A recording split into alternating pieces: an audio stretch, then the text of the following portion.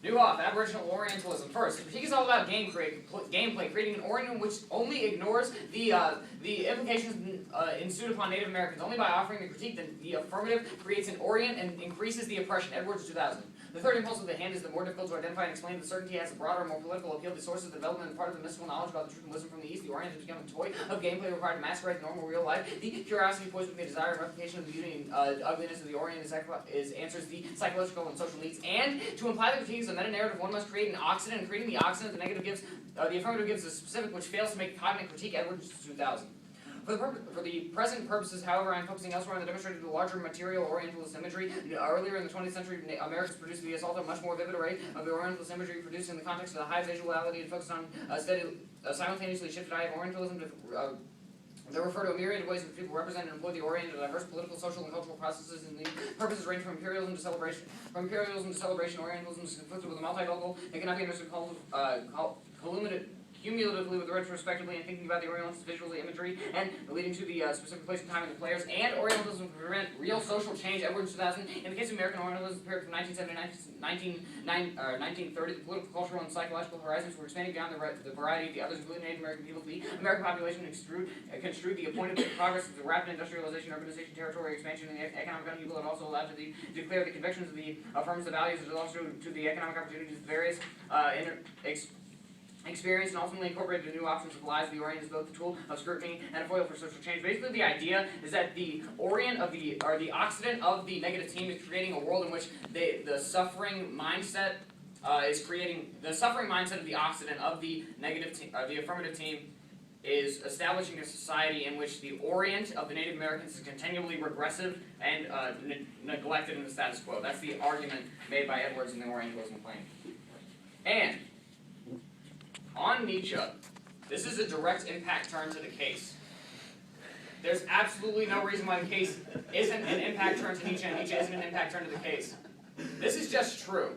But what is happening right now with Native Americans? Neg burden of rejoinder means that if it's an impact turn to the AF, that means you vote neg now.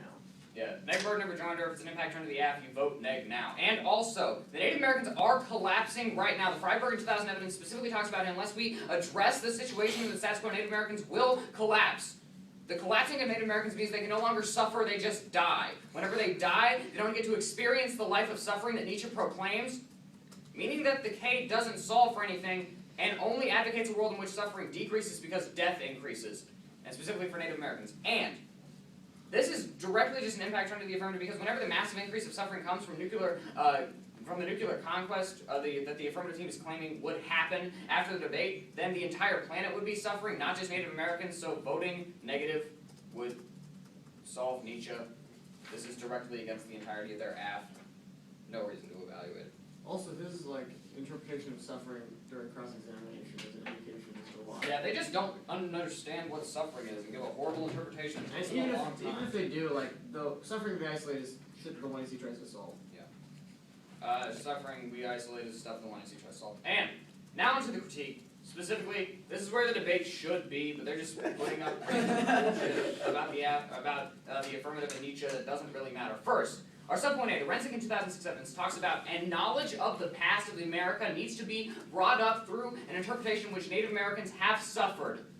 That is not happening in the status quo. The affirmative neglects that realization, and the 2AC strategy of Nietzsche neglects that realization to a further point. So, I'm going to explain a brief history of Native Americans, starting from actually today. Republican Eric Cantor recently blocked a law that would extend protection to Native American women from domestic violence. They believe that Native Americans are not worthy of this level of power and should not be given the ability to charge individuals based on representations and about abuse on Native American women. This increases genocide through rape. Men have historically raped Native American women to destroy the culture that Native Americans have harnessed in this land, and the extension of those ideas are happening in the status quo with the neglection of that policy in Congress. In 1972, the United States federal government unanimously voted to maintain Yucca Mountain in the Native American reservations of the Shoshone people as the permanent nuclear waste disposal site for the United States federal government. The extension of that and the genocidal onslaught of nuclear waste upon Native American peoples is extended in the status quo. Specifically in 2011, people continued to push the Yucca Mountain repository. In the 1950s, the testing of nuclear weapons in Native American territories was omnipresent, leading to many diverse health effects upon Native American peoples.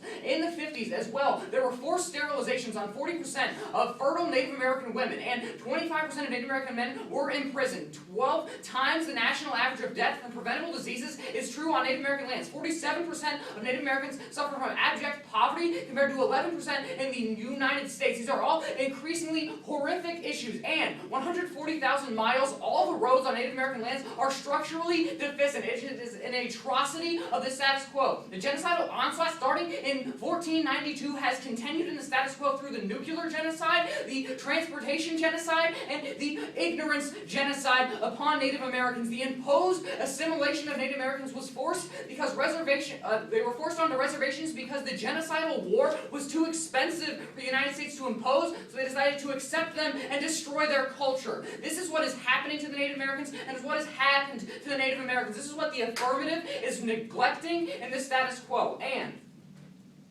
our subpoint B, the Churchill 92 evidence, explains how the bedrock that we stand on every day is the realization of Native Americans. The affirmative team continues to look up, but the negative team is maintaining that we need to look down and realize what we are standing on and realize the past that we have extended. And the Churchill 96 evidence says that the AF is preoccupied with other issues. Their 2AC is extremely true of this claim with Nietzsche. They just reject the entire idea of the critique and talk about something completely different. They talk about other philosophical or policy implications which Churchill directly indicts are the avoidance techniques of the liberals in society to continually reject the Native American sovereignty and Native American ideas. And also, that evidence specifically explains how colonialism and imperialism will continue in society unless we actually address the situation. And they maintain that genocide needs to come from the solvency of genocide needs to come from a group.